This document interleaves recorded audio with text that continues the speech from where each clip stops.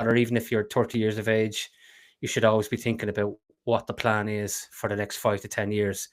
And this guy is living and breathing that moment in the moment right now. And it'd be interesting to hear from Ian Morris, founder of I Am Electrical Contracts in the UK, a very well known, very reputable business. And he's a lot to offer, especially when you see some of the stuff he's done in the background. Ian, it's a pleasure to have you on I'm the Gaffer. I'm really looking forward to unpacking today's talk. Good. Nice T- to be welcomed aboard. Um, Tell me yeah. where did it all begin, Ian? Where did you Ah, start? right. How far back do you want to go? Hold on. Yeah. I'll try and make it as brief as I can. My history. So obviously left school.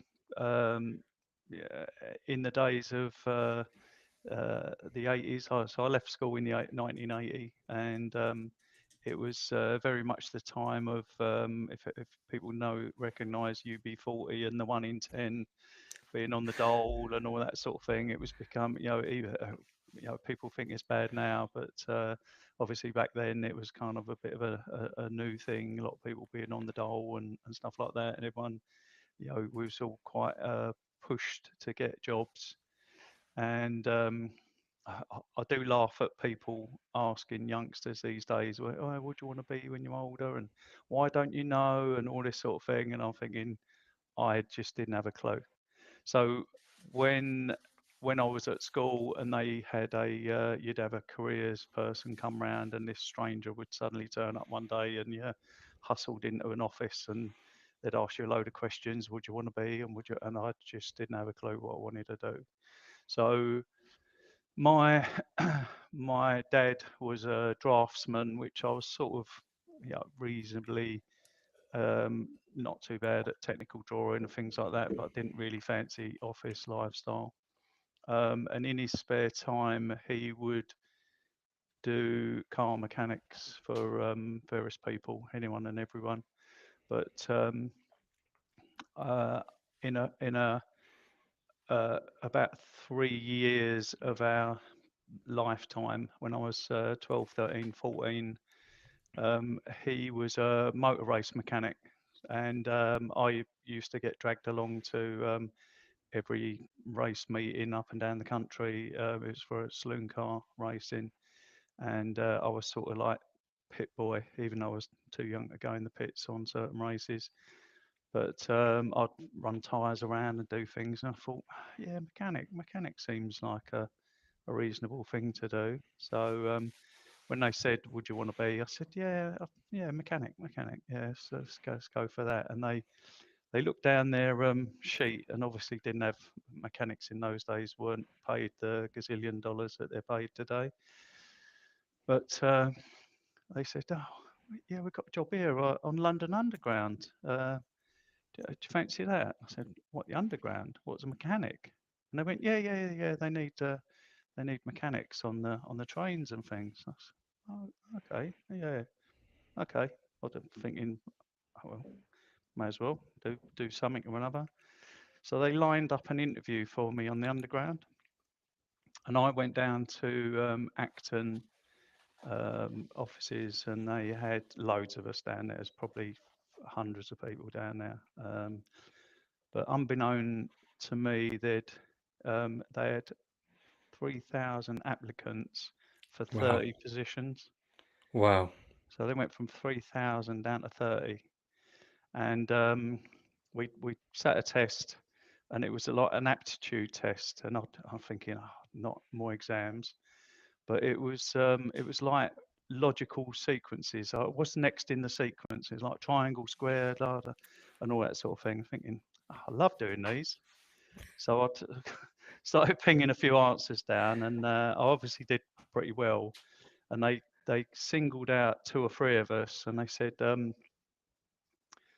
uh, "You've done quite well in the test. Do you want to be a technician?"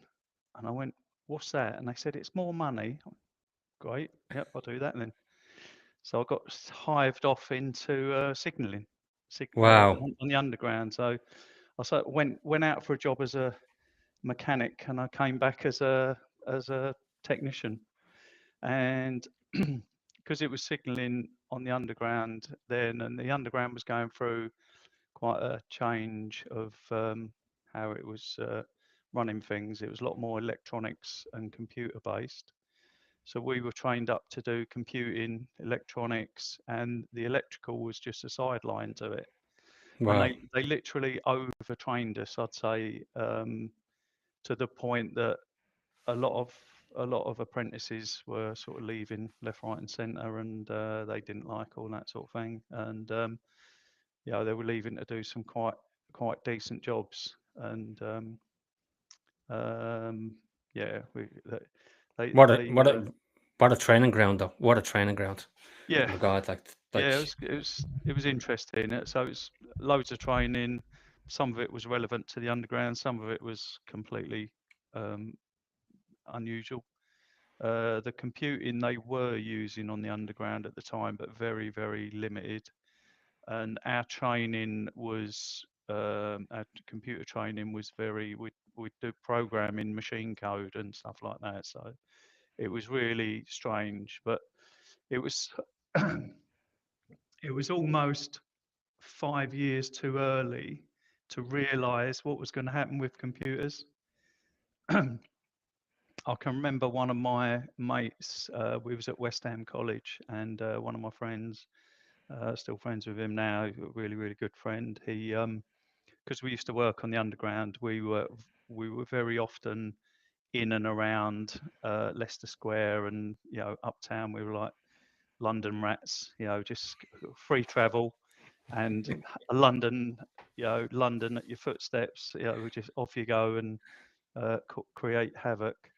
And there was a lot of magazine stands, and it was like magazines from around the world. And he bought a computing magazine, which was unheard of. But in the US, they obviously had computing magazines, and over here we didn't have anything like that. And he brought in this computing magazine, and the front cover was the world's first 1 meg computer, 1 meg. And we were building like 256K computers as we'd build them for soldering practice for the college. And he wow. brought this magazine in. I remember like 5 or 10 of us sort of standing around going, "No way, no way! How can they do that? That's amazing!" And we're just like, "Wow, wow!" But we still didn't realise how it was going to be today. Now, you know, you got more than that in your watch. It's bonkers. So Yeah, it's crazy. yeah, but yeah, did all the training, did all the whatever. Eventually left the underground and set up self-employed, and that was 40 odd years ago, Wow. 42 years ago. I had a not very successful partnership with a guy because I'd done all the training. I had all the paperwork, but no building. The building boom in the UK sort of took off tail end of the 70s into the 80s and kind of went off. So Yeah. there was a lot of people getting into construction and things like that. It was kind of a bit of a boom time. You almost couldn't go wrong. Yeah. But I started a partnership up with a Greek guy who he had all the experience and no paperwork, and I had all the paperwork and no experience. And we sort of came up with this idea of setting a partnership up, and we did the jump in at the both feet and off you go, advert in the paper and all that sort of thing. But we we got to the point where we did some jobs. It was hard work, very little pay, trying to get off the ground. So we sort of blundered through for whatever year, about a yearish, something like that. But he sort of wanted to take a step every time we got busy. He wanted to take a step back and just count the money, and wanted me to do all the work. So we sort of, and I was happy to do the work. I was kind of work, work, work, work. But as a partnership, it wasn't really working, so we sort of went our separate ways, and we did sort of bump into each other a couple of times. But that was that. Then I just carried on my own, self-employed, working, doing whatever I could.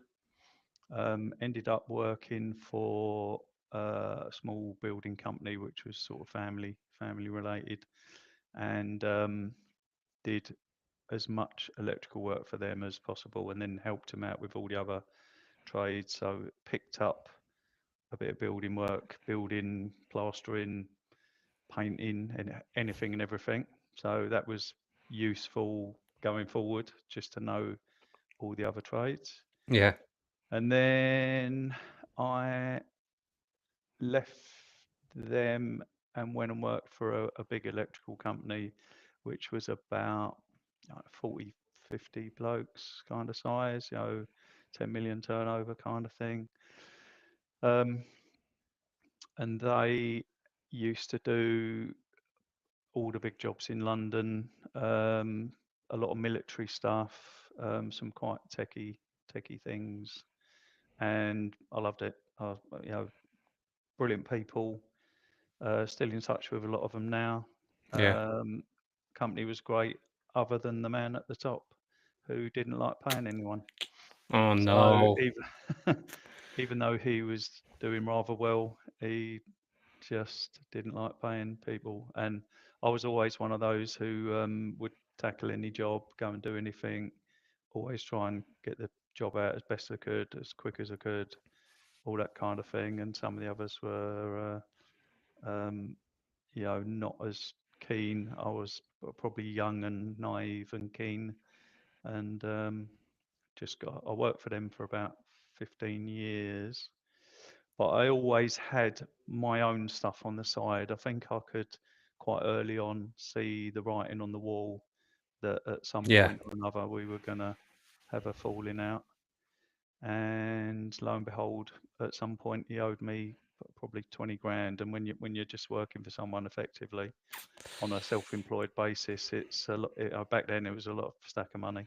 It'd probably be like Yeah. 50 grand today. It's a Yeah. ridiculous sum of money when you've got a Yeah. young family, house, kids. What's wrong with It's people? Why do uh, people do that? Like it's unnecessarily as well, as far as I could yeah. see. He seemed to Yeah.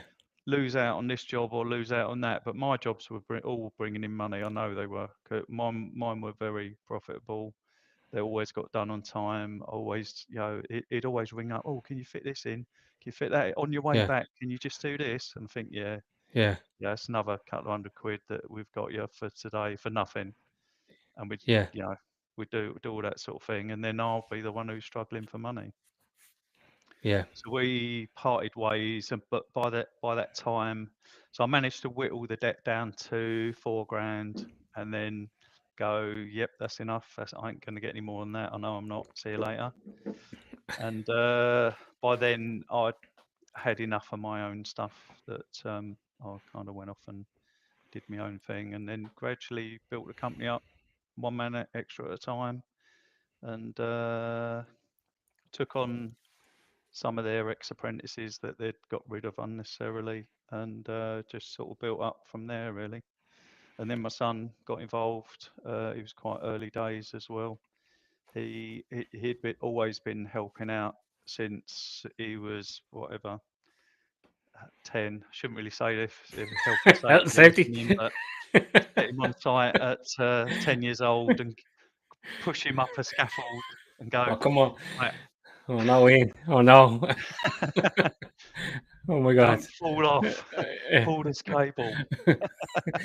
We're talking about succession planning here, and I don't think that's part of the succession plan. No, no, exactly.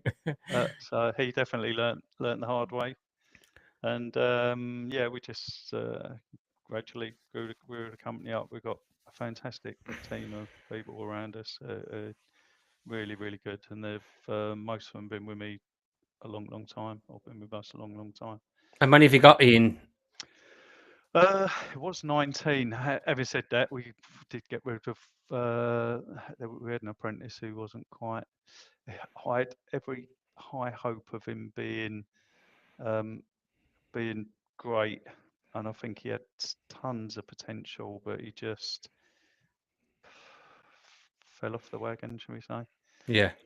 He had probably drinking problems, and probably uh, not helped by certain family members who probably led him astray.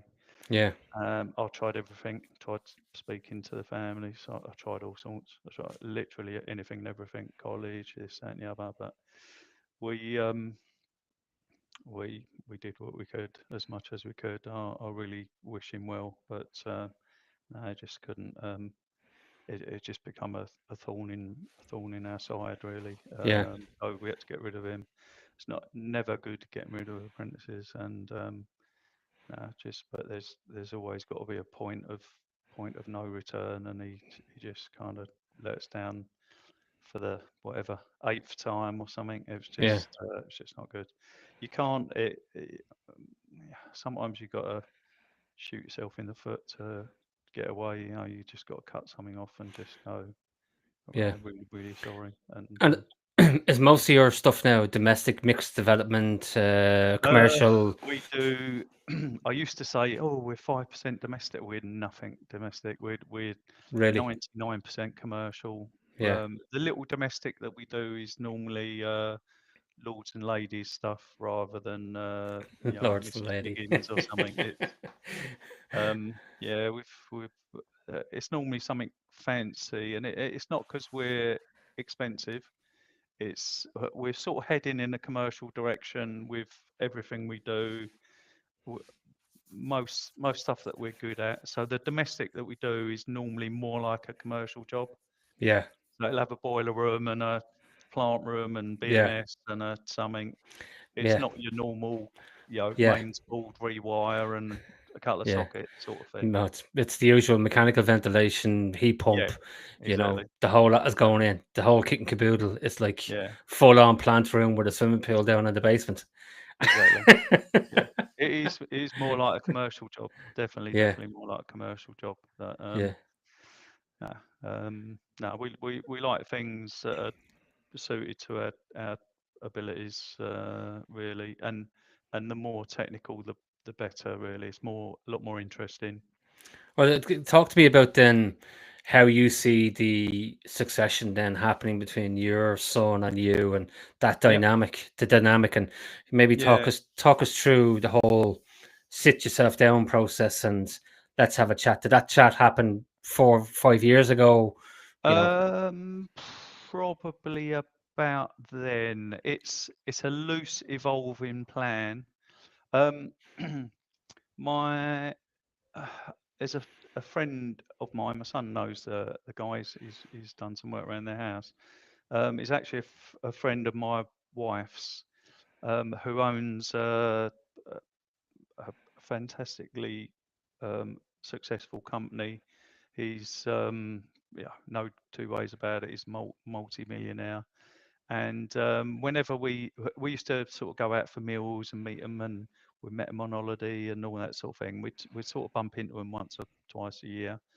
Guy called Steve, and he owns a successful IT company. He started in IT about 3 to 5 years after I'd done it. So he landed probably very early on and had the sense to realise get into IT, there's money to be made, mm, and built himself with partners and things like that a fabulous company.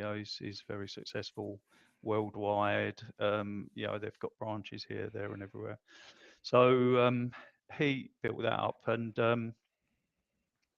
I'd always when we met up, we'd always chat as things, and we'd he's got a holiday home in he's got a couple actually in here and there, but when we were in Ibiza, we went out and stayed with him, and we're sort of getting ready to go out, and he's tapping away on his computer. He go, oh, sorry, I've got to get my sort of board meeting done, and I look at it and I go, wow, okay.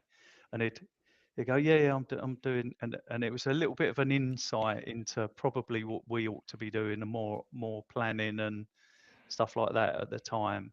And he'd always give a little bit of advice for the stage that I was at, even though he's up there and we're down here somewhere. And one of the things that was always a stumbling block for me when it come to thinking of the future and succession and things like that was um, I had the the company valued a few years ago, and it's just a company got in touch out of the blue, and they're quite a big kind of a seller of companies, and they got in touch and they said, oh, yeah, we can do a valuation on the company, and I thought, oh, okay, yeah, no harm, no cost, no harm. So I said, yeah, fine. So I'll give them the basic information, the accounts, a few years worth of accounts, and they said, okay, we'll give you a valuation. It's very loose. At the time, I think we were about, I don't even think we were, I think it was just under 1 million turnover. And they said, um, uh, if you have got no systems in place, no regular customers, no nothing, it's 600 grand. If you've got some systems in place, some regular customers, da da da da, it's 1.1 million. And if it doesn't need you, basically, if it works without you, 1.6 million. They gave me those three numbers, and I looked at it and thought, we're probably somewhere near the middle. But now I know what I need to do. It's that Yeah, systemization thing. Get it all yeah. systemized and You automated. got your North Star. They Yeah, gave you your exactly. North Star. Yeah, So from about that point, we sort of started heading in a direction, and the offshoot of thinking of it as a monetary value was, what am I going to do at the other end? What, obviously yeah, my son, my daughter was in the company a bit more at the time. They'd be looking to take over. Well, at some point, I'm probably gonna pop my clogs, whether I want it or not. So at some point, they're going to be taking over, and it was that it's worth a chunk of money, but how do I yeah, get that money out without tanking the company? yeah, So I sort of had that dilemma, and me and my son had sort of had loose conversations about it, and I knew in his financial position he couldn't buy me out.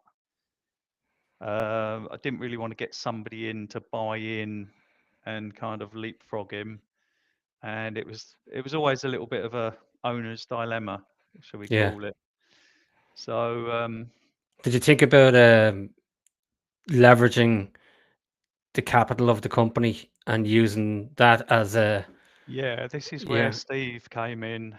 Okay, So it was in a conversation with him. He said, "Oh, you should do what we've done." I went, "Okay, what's that?"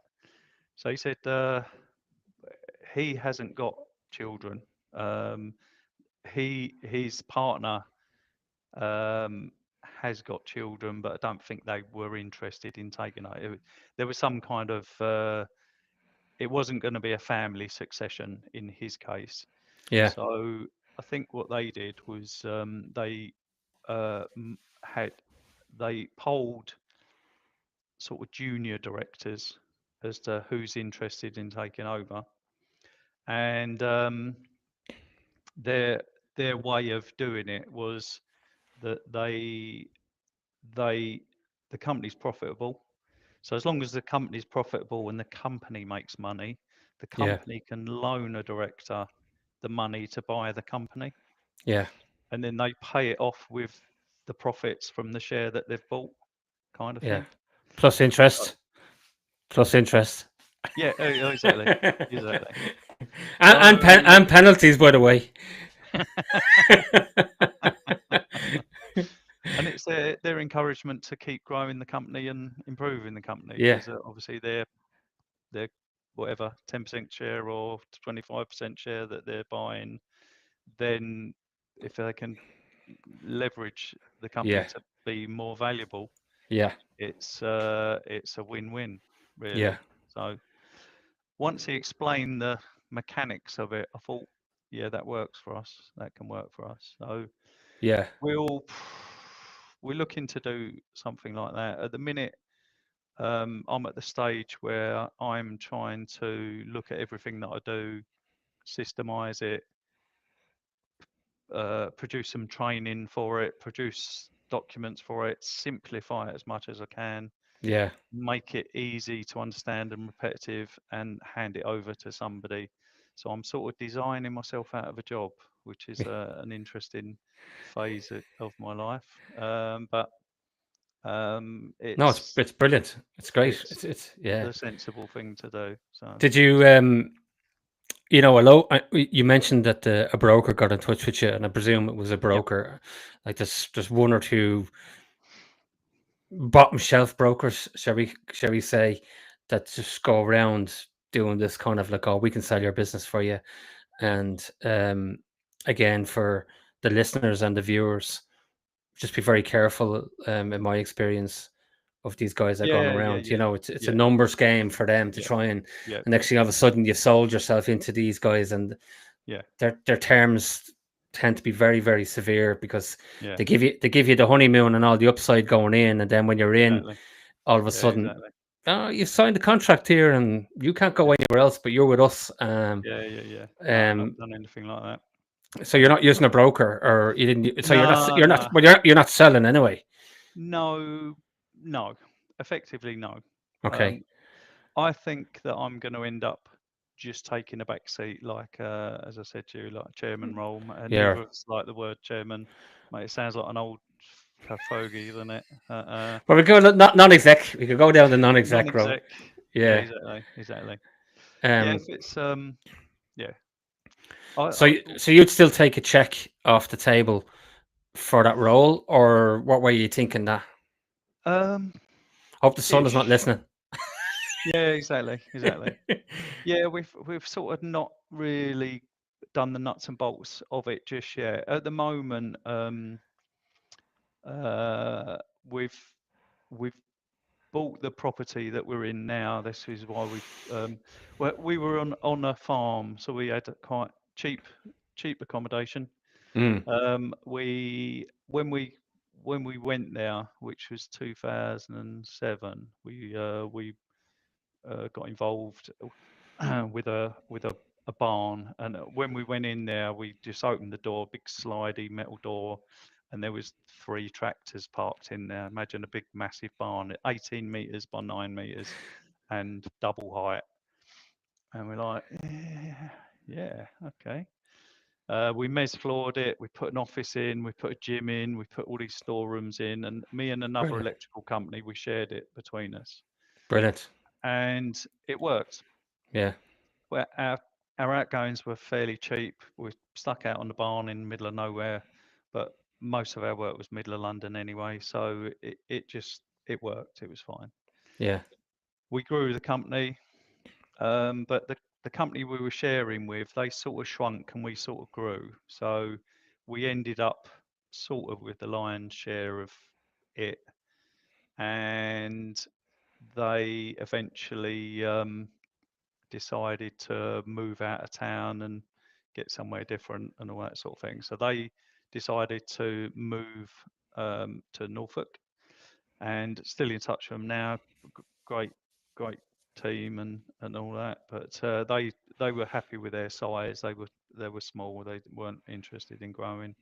They just sort of ticked on, and we were still growing. So he just said, "Do you want to take over the lot?" And I went, "Yes, fine." Seriously, yeah. Oh, yeah. As in, We took yeah, over the yeah, whole building, and yeah, we ran everything. And then we sort of got to the stage where, because we'd done the office fit out and the mez and all that sort of thing, it needed redoing. yeah, So this would have been about 20, whatever, 15, 16, 17. So sort of 10 years down the, 10 years down the line. yeah, Office needed redoing, and stuff, and it was like, oh, do I throw 10 to 20 grand redoing the office, or should we buy a place of our own and go the whole hog and set something up? Yeah. In when we moved onto the farm site, everything was a little bit ramshackle. And then over those 10 years, the farmer, who was a little bit shrewd, he was sort of involved with the local council, so he could get planning permission easy, and a few other things. So he was a little bit shady in areas. He'd sort of done up all around us, to the point that there was only sort of two barns left to do, and one was us. And he was already talking about doing the other one up. And I kept saying to him, "Oh, if you're gonna kick us out, let's give us plenty of notice." He go, "No, no, I like you. No, no, no, it's fine." I think, yeah, I don't really trust you, but okay. So we ended up, um, just kept looking around. Probably took too long. Put bids in on a few places, and eventually got where we are now. And similar sort of thing. We had to put the mez in, had to do everything, but we've done it. Probably overspent on it, but we've done it very nicely. We've done the bit I'm in now is a bit of a showroom for some of the things that we do, the Lockzone stuff that we do. As far as I know, we've got the only commercial showroom for Lockzone. There's a few domestic ones around. Lockzone's an Austrian sort of home automation BMS kind of control system, and Very cool. we sort of steer towards commercial more than anything else. We do pick up a bit domestic with that, but Hmm. normally it's something quite fancy. And Did you we've set this up as a showroom for people to come and have a look and see what we can do. have you thought about venture capital money in terms of? Um, Never really. We get offered all sorts. At the time of life that I'm in, we get offered buyouts, venture capital, any kind of funding or anything like that. I've probably 2 or 3 emails a day, letters, Yeah, all sorts of things. I've never really been one for. I'm a bit old school. I don't know what you're like with things. yeah, If I like to have cash and buy, or cash in the bank, money in the bank, yeah, and buy it. If I haven't got it, I won't spend it. yeah, Yeah, we normally just buy vans rather than lease or hire or whatever. yeah, We don't. I keep looking at those things, thinking, yeah, it should be easier, but I just find them complicated. I like things to be easy. If I yeah, buy it, it's mine. yeah, You know, we look after them. They do their term. They get their money back. Yeah, it is what it is. We do what we can.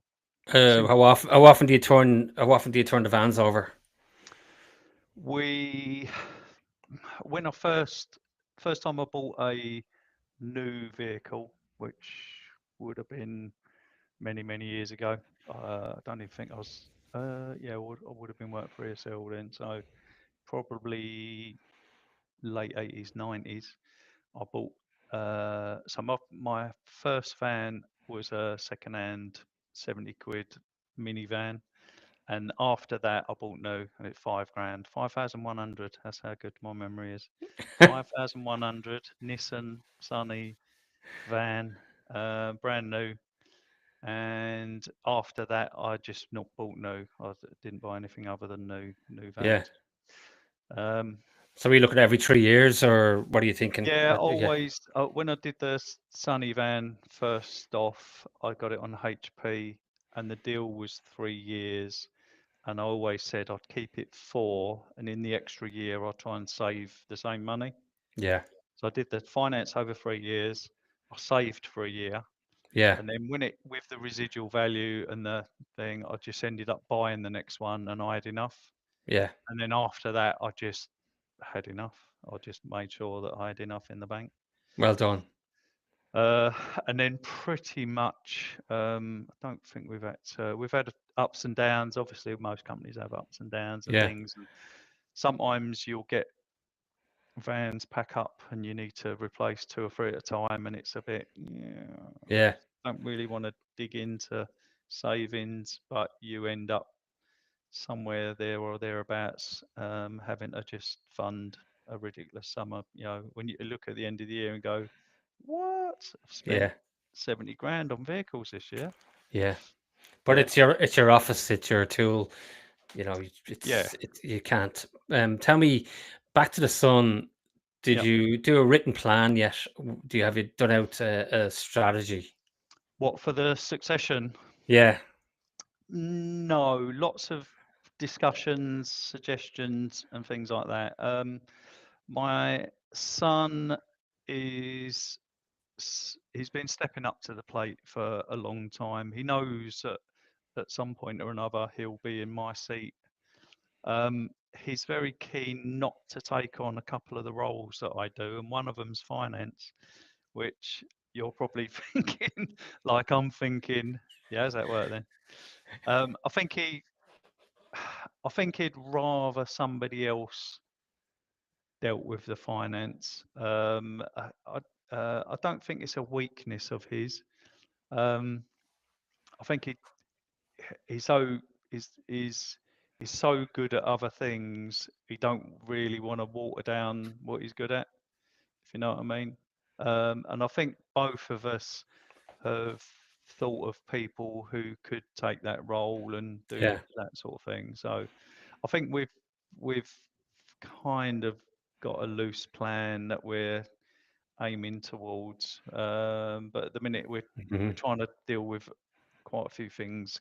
Uh, it's a little bit octopus time at the moment. We've got certain big clients that we're looking after. We've got certain new clients that we're coming on board, and we've got a couple of uh, projects that we're heading in another direction with. So at the moment, I Yeah. feel like we're doing too many things. We need to whittle them down. But I think the reality is that they will make a decision on a few of these things and head in a Hmm. certain direction. Well, I think what I've used them in the past, which was like a company of your size, like these interim CFO guys, Mm. where you Yes. get them like a 2 day a week, or sorry, Yeah. Yeah. Yeah. Yeah. 2 day a month, Yeah. not even 2 day a week, and then Yeah. she or he's feeding you maybe as the non-exec chairman Yeah. or director the financials, and then Yeah. you're having a meeting once a month with the son, and everybody else is saying, look, here's where we're Yeah. at. Sure. Yeah. Like, you know, I I kind of commend that your son by saying that, because Yeah. rather than saying, yeah, yeah, yeah, just give it to me and I'll do it, and then Yeah. heads in the Yeah. sand, Yeah. Yeah. Yeah. GP's gone out the window, NP's gone out the window, Yeah. monthly accounts are just not happening. Yeah. But I think if you feed them in gently, I think over a period of time, you're gonna, oh, no, I Yeah. get it, I get it. All I Yeah. need to Yeah. Yeah. do, all I need to do is read a dashboard. Yeah. Like especially with the likes of some of the software, like the accounting software, Yeah. is very user friendly these days, aren't they? Yeah. Yeah. Yeah. Yeah. Which brings me on to Simpro. Yeah. You're part of Simpro, so give the audience and give the viewers that kind of, Yes. what is Simpro? Okay, Simpro. Probably most electrical contractors have heard of Simpro. A loose history that I'm aware of that Simpro is all about is a British guy. Not sure who, where, what, and when he was when he was over here, but a British electrical contractor left, went to Australia, and in setting up in Australia, he got a computer programmer to do a program to be his job management system, and that was the acorn of Simpro. He made himself a software program and then realized actually this is quite good. Maybe it can help other contractors out. So he sort of migrated away from the trade, probably did something along the lines of what we're intending to do, and sold his company, left his company. I don't know, and set up Simpro. In Australia, it's like the go-to program for electrical contractors. So they're the predominant software for electrical contractors in Australia and New Zealand. Then they got to the point where they sort of exported it back to the UK, and set up in the UK. I don't know the exact year they would have come back, but I'm guessing maybe 2014 or something like that. And we started getting involved with them about 2015, start of 2016, something like that.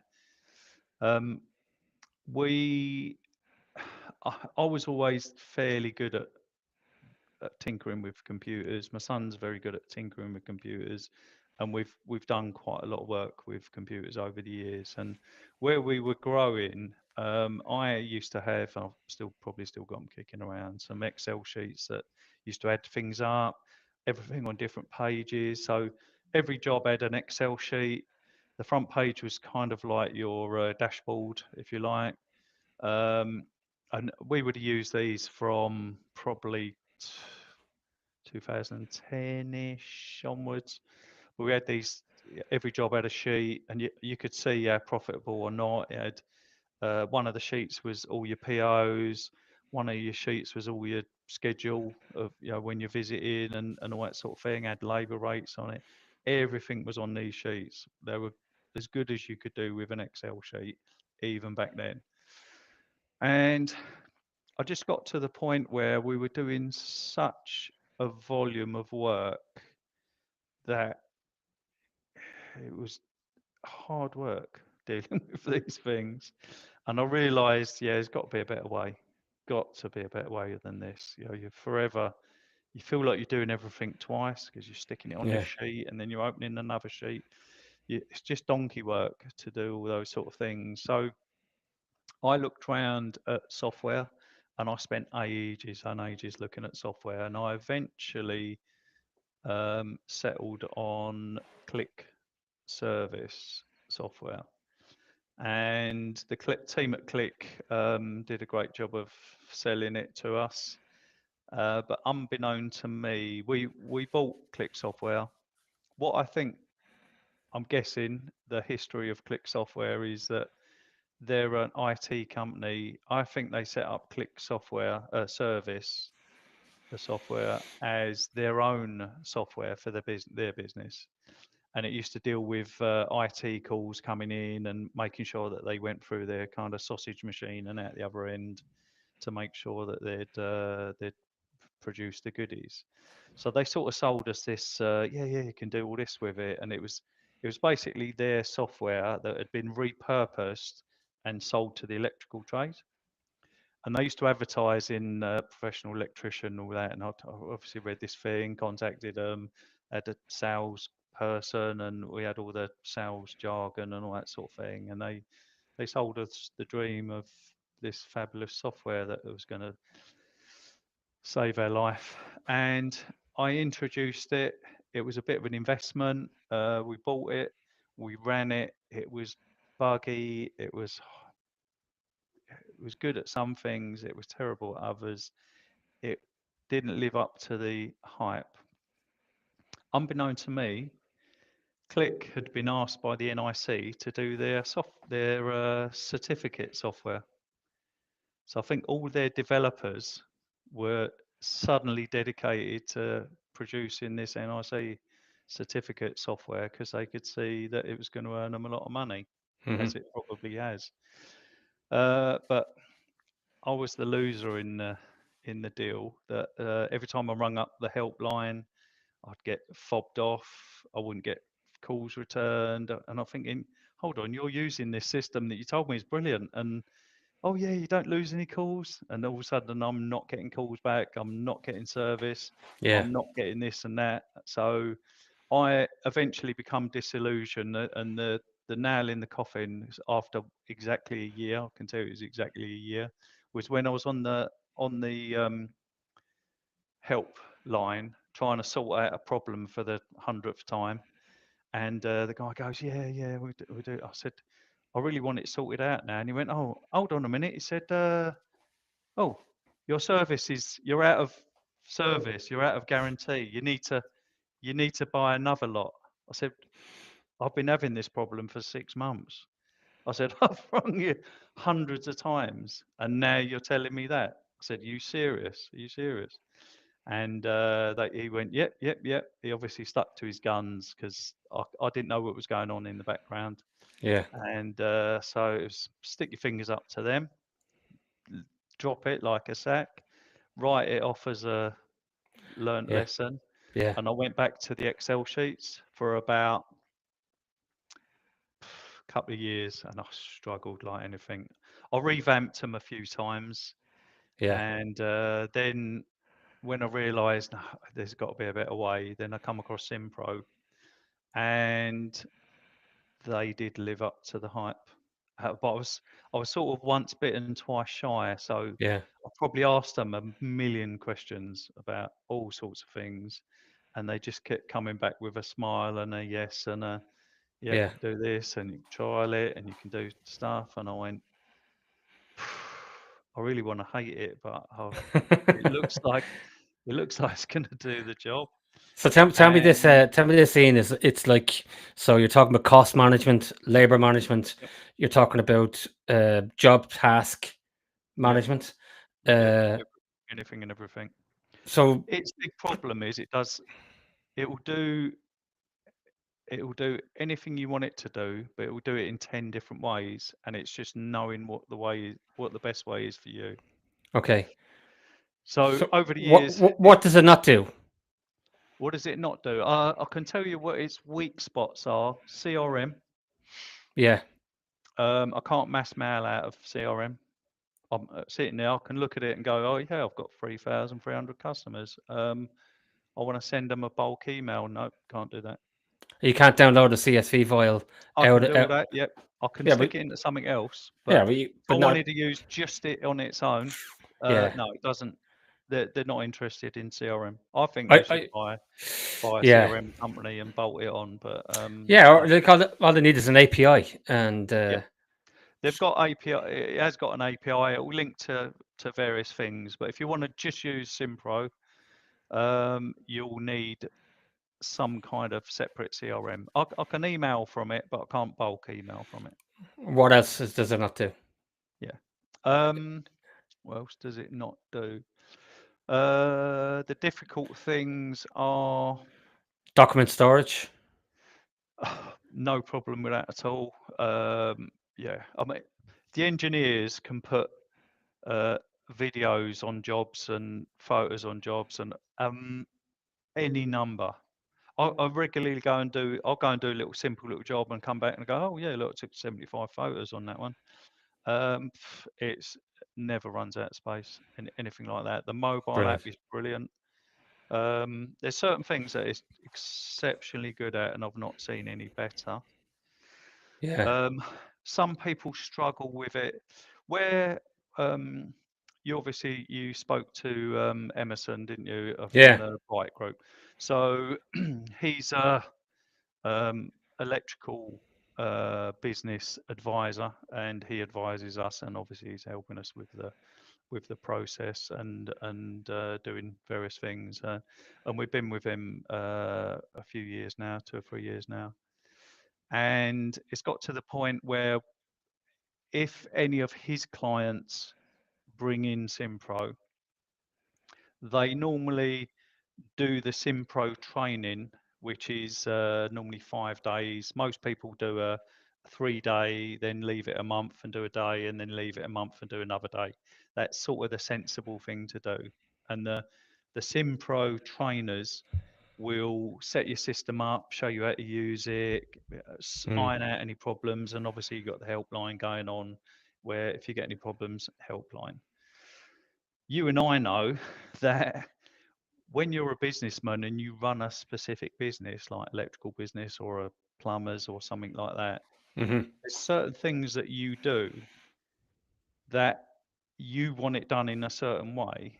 And what we've found is, as a group, because obviously Emerson mainly deals with electrical contractors and a bit of M&E. So we sort of we've got chat groups for probably 100 to 200 electrical contractors up and down the country. Yeah. And a good number of those have sort of picked up on, yeah, Simpro, that's what we want. And we've obviously had it since, nearly 10 years now. So we're very au fait with knowing our way around. Plus, we know the electrical trade. So Yeah. their implementers will go and get you set up, show you how to do things, how to pull your facts and figures and all that sort of thing and get you rolling. When it comes to sorting out a problem, if you ring the helpline, what you'll get is probably quite rightly, you'll say, "Oh, I've got this, I want to do this problem, I've got this problem to Yeah. solve." And they'll go, "Oh, you could do it this way, or you could do it that way, or you could do it this way." What I will do, I will do some mentoring for people that have got Simpro, and I will normally go and say, "Yeah, I've done that, and I've done this, and I've done, but this is the best way. You want to do Yeah. that? What are you trying to Yeah. achieve? You want to achieve that? Right, okay. Do this, and then do that, and then put this. Boom. That's it. And here's an example of it. Here's how I use it, Yeah. and you can see that, and you can see how it all works. So we do that, and it can save companies if they're doing that setup. Obviously they need the Simpro setup to get them rolling.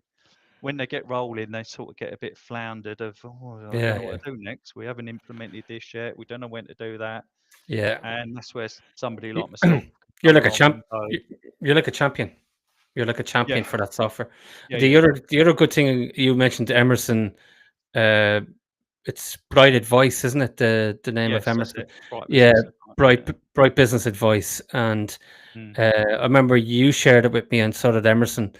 Uh, Tell the listeners and viewers like how you network in case of Yes. a labor shortage in the market for Yeah. electricians. Yeah. One of the Give us strengths that. in the group is because we've got these network of people. Emerson set up some WhatsApp groups. Uh, one's called Bright Opportunities, and it's just if I've had some in the past where we're already busy and this other job comes in, and it's wouldn't really want to lose it. You either turn it down or you give it to somebody you know, and maybe they'll buy you a drink or whatever, or maybe it's just I'd rather see it to go to somebody I know than nobody, Yeah. because anything can happen. Then the customer, you want you want the customer to be serviced with somebody who's in a decent position to provide them the goods, rather than they just end up picking someone out of the paper and all Mhm. that. So we've passed all sorts of jobs around. I've put £500,000 jobs in the pot, and people have quoted for them, and that. Well done. I'm quite happy to stick stuff around, and the same happen when somebody's quiet or a job falls through, or all sorts of things happen. They they'll just go, "Oh, I've got a couple of guys available. We've just had this job drop out for Brilliant. whatever reason. End of the world. Blah blah blah. Well done. blah. Got a Well couple of done. guys available. Anyone? Yep, yep. We'll pick them up. Oh, we've got this. We've got schools need finished. We've got something needs doing there. Brilliant. Love it. It's Absolutely love it. a a fantastic resource. Yeah. It's really resourceful. I had uh, a, a Zoom meeting with a team of guys yesterday who one of the things we specialize in is business to business landlord facility management. So the type of workspace kind of Mm. companies, those kind of things, Co-working, yeah. mainly in London and surrounding. We've done it for 25 years, so it's kind of a bit of a staple thing for us. Some of it's service related, maintenance, testing, and all that sort of thing. We'll do about 1,000 to 2,000 EICRs commercial a year. So it's kind of like a bread and butter thing for us and our guys. We've got a brilliant system. We're very kind of cost effective with it. We've kind of bolted the numbers down. We just play the numbers game with that. It's an easy sell. I know all the timings of how long it takes to get emails out and back and things, and I know all the Yeah. timings for all that sort of thing. I know it inside out, so that's kind of an easy thing for us.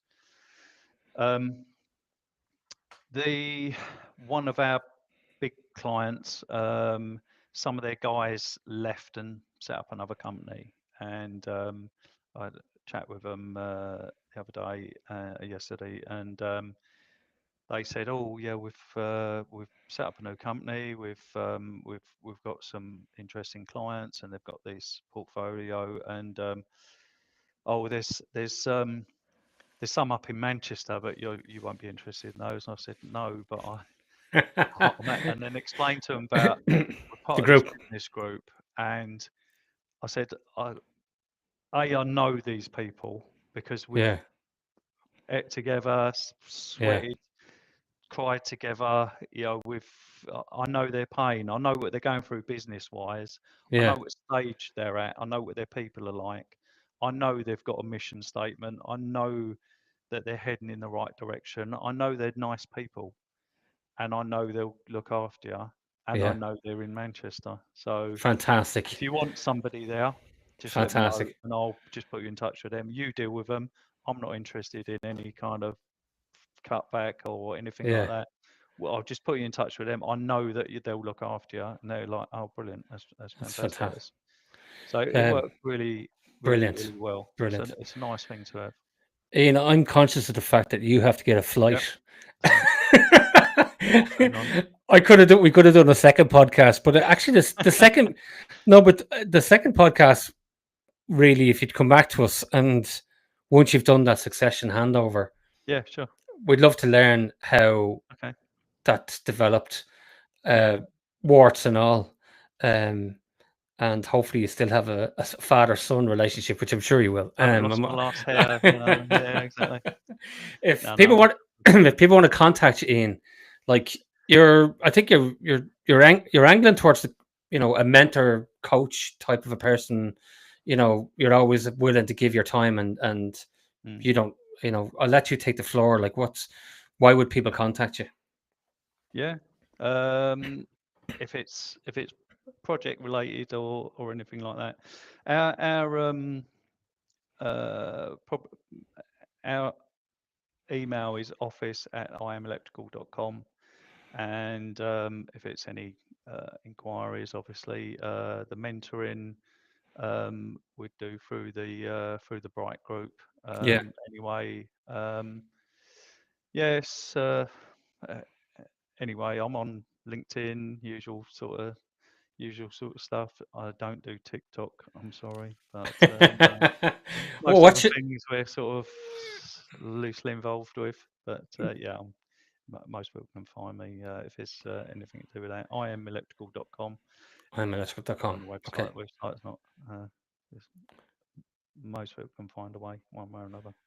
Ian, it's been an absolute pleasure having you on the show. I really enjoyed the conversation, and honestly, we could have went on for another hour. Yeah, definitely. Yeah, Yep. but like Another day. I Another day. no, but I wish you every success, and I think it's what I was getting from the show as we were talking was like small is beautiful, Yeah. and some people feel that they have to sort of put their company on steroids, and then they're watching probably Yeah. TikTok and some of That's these hard things work. on the internet, and they're going, "Oh yeah, I've Yeah. exploded my business, and I've 10x my business." Yeah. No, what you've done is you've zoned 10x your in. headache. 10x your headache, yeah. Yeah, 10x. But anyway, Nice like, one. no, stick to what you know, stick to your lane, and Exactly. you can make a nice Take living for these yourself. steps. Yeah, definitely. Yeah, We say that we get wholesalers come to us all the time. We've got wholesalers that come out of areas, so we've got accounts with just about everyone. When the reps come round, you go. I always say to them, just play to your strengths. Just tell me yeah, what you're good at. That will stick in my mind. I will use you for that. yeah, You know, if you're yeah, great, if you can give us the best deal on Schneider or whatever, yeah. then just mention it. I'll remember it. I've got a good memory. Will remember what you're good at. Just tell me what you're good at. You see, you've done it again, and now you're definitely going to be late for your flight. Yeah, definitely. Yeah, 'cause Ian, I have to sprint now. Take care, buddy, and we wish Nice you to meet you. all the best. Take care. Thank you very much. Cheers. All right, hang on there, buddy. Yeah. I'll press stop.